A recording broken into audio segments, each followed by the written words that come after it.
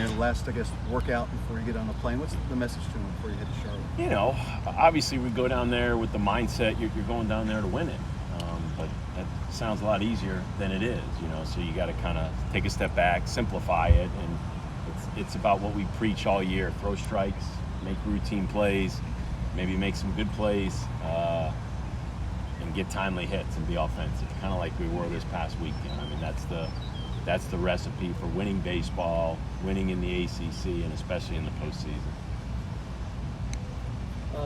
Going into this one, you guys are going to have those 2 days off in between. Is there anything that you're already looking at, like, oh, we know we're going to work on these 2 days no matter what, or do you kind of have to wait to see where the cards lie at the first game? Yeah, no, I kind of already have the practice schedule set for the week. I have the times. We get about 2 practices a week, so we kind of know what we're doing team defense-wise, base running-wise, obviously the offensive aspect. You know, Coach Williams will do some things with certain pitchers depending on who threw, who didn't threw.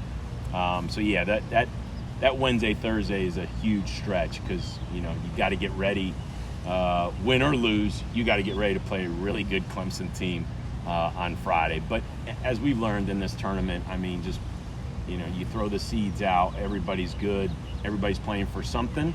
So whatever they're playing for is not more important or less important than what you're playing for. So when you go to this tournament, like we saw in basketball, right, you know, what NC State did, you know, there's 12 teams that know, you know, hey, if we play well in this tournament, we win in this tournament. Not only do we advance, but we can do damage in the postseason. That's what the conference tournaments are all about. That's why they send the tournament champion to the postseason, because you've proven, hey, you can win a really good tournament.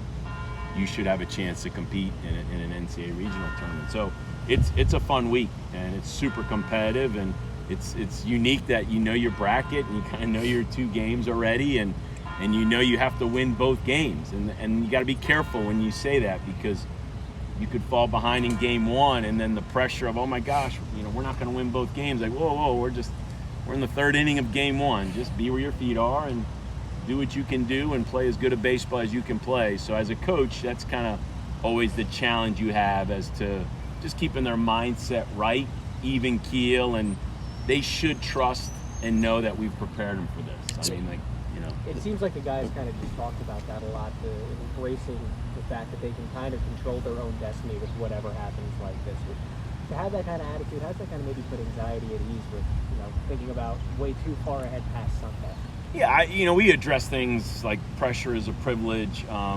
We make the Tuesday game in February be as big as any other game. We don't, you know, I just think we prepare them and get them in that winning routine, that this is, you know, you hate to say just another game, but that's the way you have to approach it.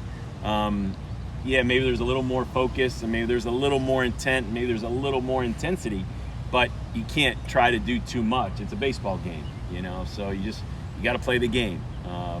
And I think this group is well seasoned as to what winning baseball is and what losing baseball is, and so and we've been in a lot of scenarios, so we should be able to handle.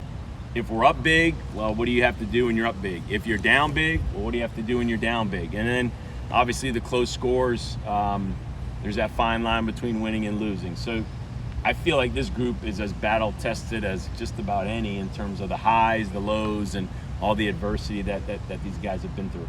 What do you think you remember the most from facing and scouting Clemson and Miami from the regular season?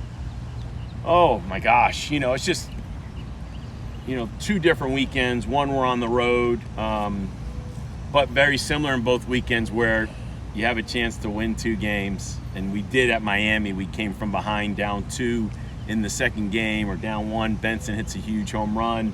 We take it to extra innings. It's not easy to win an extra inning game on the road. And so we win 2 there, and then here, we lose 2 where we could have won that Friday game, and they put up a big rally there in the 9th, and then we come back and win the Saturday game, and both Sundays were similar, where we didn't play great. So, you know, the weekends are similar in a sense, but it really doesn't matter if you won, if you lost, if you pitched well, if you didn't. I mean, it's another baseball game, and you just kind of have to take it as that. Just keep it simple and just do what you're supposed to do to play good baseball and win. that 11 a.m. start, what are the positives of being able to kind of kick the whole thing off? I don't know. I mean, I like to think our guys are prepared. I mean, my gosh, I talk about the 11 a.m. game as much as any, just because we've probably played more 11 a.m. games than most. I love controlling. The schedule is set. There is no delay. There is no, I mean, other than weather, you're starting at 11. So you know you can have a nice routine that morning and, you know, you play well. It's nice when you get the afternoon off and you get more time for your body to recover.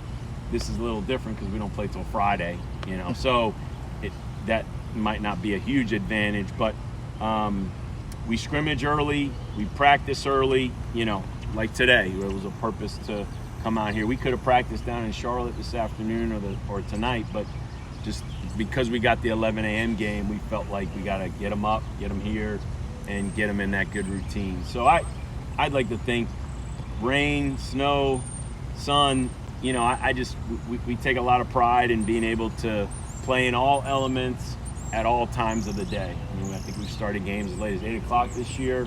And we've started as early, you know, as 11 a.m. So I think we're ready. Speaking of getting that second Friday game, what are some of the advantages when it comes to managing your pitching rotation with getting that Friday game and then taking into account that you played 3 games in 2 days against Notre Dame, so you have some fresher arms than most other players? We definitely feel fresh going into it, but they're 2 totally separate games. It's Tuesday is you say it all hands on deck.